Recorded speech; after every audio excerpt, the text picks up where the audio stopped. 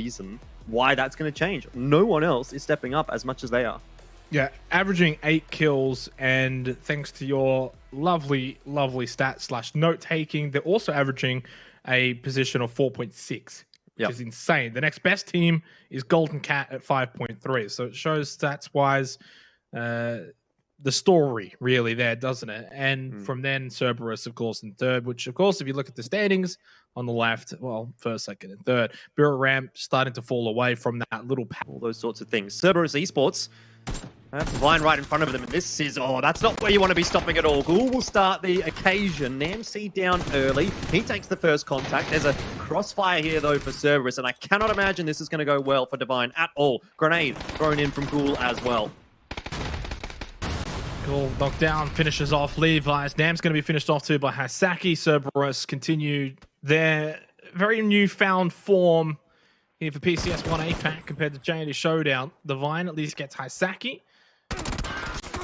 To Nikki, and unfortunately though was surrounded by the remaining forces of Cerberus Esports. They'll get all 4 kills against Divine, and Fury unfortunately in a spot of bother, most notably Waikik and Moodcow. He had it from both sides. Edu the elimination, taking shots back though from Juxi, and I don't think he realized where Juxi was firing from. It was just kind of waddling around without much of an idea. There's going to be the smoke thrown in his location. Insight was also AZ. Now, as soon as he hears it, Jets might just going to pick over and go for the spray. Does land quite a few. Jexy, though, was covering. And that's what an anchor should do, covering from that Overwatch position.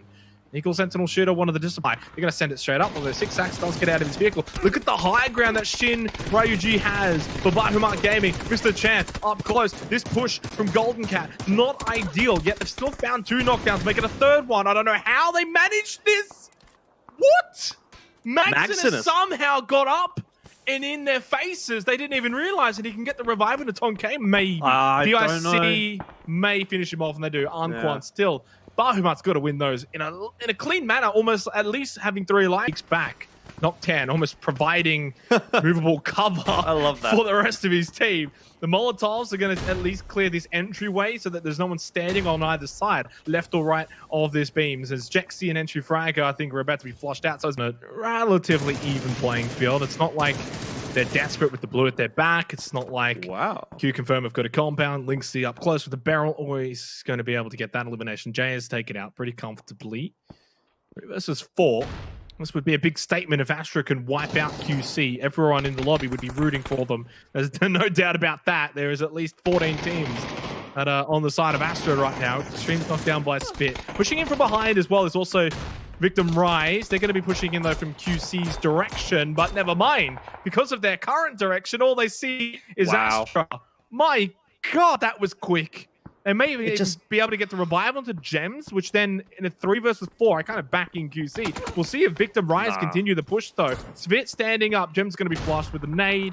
So 2 up for QC. They've already picked up a couple of kills this game as we go back down to the warehouse. Eagle Sentinel Shooter did in fact get out of this warehouse. Jet Gakon eliminated. Knock 10 and top 1-7. What? They just run straight back in. It's like they did a quick snatch and grab. They walked out, got 2 kills, walked back in as Jexy heals. Vandal's trying to cover. He was covering the wrong side, but now it's the right side as Lockdown's eliminated. What have you done? Margit Esports have bolstered up here. Top 1-7 is the only one standing. Nice knockdown into Jexy. 23 health as Vandal runs around, does finish him off. An Eagle Sentinel Shooter come up in the end, Jordan, where I didn't think they would have it in them. I don't know what on earth ended up happening there for Mogi Esports, but I have to imagine there was some failure of communication because it was just one by one going in and out and all sort of individual plays, and they kind of cooked it. Jiaoman doing anything but cooking it, and VTR will lose Seymour. Another kill going into the back pocket of Q Confirm as they pass the 100-point mark. They're the first one into 3 figures. See where this next circle ends up, Xenox. Right on top of MSC, Day Trade, and Gearbox. Again, Carnage. Just wiped out Eagle Sentinel Shooter. They were watching that warehouse for quite a while. 74L1, nice, easy elimination onto Camels, who had no idea that he was just to his left. This is a really good flank from 74L1, using the blue, hugging it, riding it as they wipe out Victim Rise. With a bit of help from Monty, he got Chiba at 9. Really? Nordra will be okay. That grenade's not going to hit him. He's inside the building. Odd Meow, though, tries to get aggressive, and he is dealt with by Chin.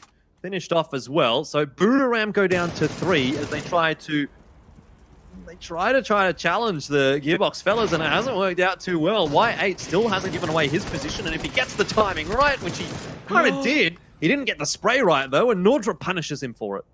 Good positioning from Nordra, being able to cover Canaxi. They get Y8, which is the very important flank for Gearbox. They've still got 3 alive, but Chin just inside this building. Are they going to get any help from Jun, who's a bit further back? Mordra's insane. He gets the knockdown. Pushing into the front door with an nade. Chin's taken very, very low. Now Canoxy pushes in. There's John running in actually from back behind this building. Has he come in to save today? No. He's come in and done nothing. Buriram United Esports. What a sort breach. of kick up a gear. Let's see. Well, we'll see how it all ends Oh up. my God, Yoshin Buri. He's just deleted Monty, and Carnage is going to have to go back around the corner, which might actually be, in the end, their saving grace. B2's knocked down as well. That's insane. Is he going to get another one here? B2 does just go a little bit too deep. See, Rain has just booked it, but he's got nowhere to go. Where's Cerberus? Obliterated. 3 shots. They've capitulated. To be fair, that was an amazing nade. Timed to perfection, exploded mid-air right on top of B2's head. There's DIC pushing him from the other side. But because MSC was so quick in dispatching Carnage, now at least they only have to worry about one team here. Yanku, the nade. Well, that's pretty good. That's a lot of damage done. Coinciding with that Molotov, kind of splitting them off. Anquan stuck on one side. The 74R1 and CVD going to heal up. MSC have got a lot of utility. They haven't done a whole lot of fighting in this game. And it feels like they're a bit of a sleeping giant ready to be awoken, especially from Yoshi Minburi. This might be their game, but he does get knocked down by Anquan, who was pushed up onto the concrete wall, far left side. There's a nice knockdown onto Rossetta Jr. as well from 74R1. DIC from outside the compound, playing this very well, playing very patiently. And MSC falling by the wayside. Yeah, JJ Leo pushing on in. He was the one that's already inside the compound and starts to be joined by his teammates. It's Ilonix that'll hold down the warehouse. Rosita Jr. is going to be finished off. That'll be by JJ Leo in the end, although Rain tried to steal it. In all of this chaos, Rain has actually gotten himself into the circle, so he's done that at least. There's benefit for Carnage out of the insanity that has come to pass in the last couple of minutes. Yanku and Ilonix will try to just slow things down. But DIC are going to try and breach them, surely. They're just taking their time. Breaching as 4 is what they want to be doing. Stimming up, healing up. And here we go. DIC on the move. Ilonix with the initial knockdown onto JJ Leo. CBD gets one in front. Nice headshot onto Yanku as well. 74-1 is actually the last one standing for DIC. I think there's just one each for both sides. MSC are eliminated. And that means DIC should be able to get these revived. This is good from Veronica. Look at this. Yeah, positioning to try and get at least a refrag if needed. Oh, nice peek from Nordra, though. He's been insane this game. Ghoul's knocked down, eliminated. That was from Flash. And in an instant, Cerberus are down to 1. Subang, Buriram are going to come out on top in this exchange. Subang will just hide away for the moment, but Buriram actually might be able to win the game from here. They have a very, very solid position. They've got a lot of cover to play with, a lot of trees. It's not perfect, but they've dealt with Cerberus. Day Trade is going to have to deal with DIC. Rain also still hanging around, so anything can happen up toward the north, and that's why I say Buriram actually could be in a winning position here.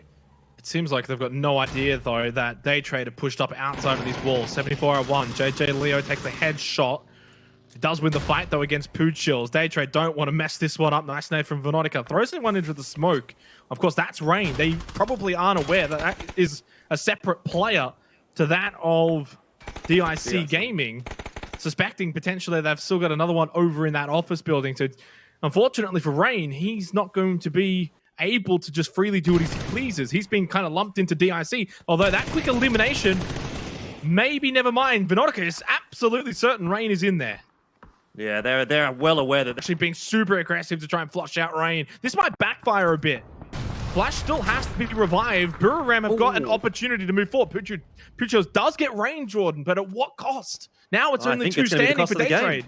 Yeah, Buriram are on the offensive. They are charging forward. Look at that Darcia go. Nordra in that, sits behind the tree. He'll finish off Matey. Flash was finished as well by Canaxi, and now just Puchil surviving right now for Day Trade alongside his team. Now to get themselves to this position, potentially A 13-kill win coming up for them. This will put them into second place. Nordra has just been immense here for match 3 of day 2 and finds the double kill to get them the 13-kill win. Buriram United making the climb towards first for Thailand.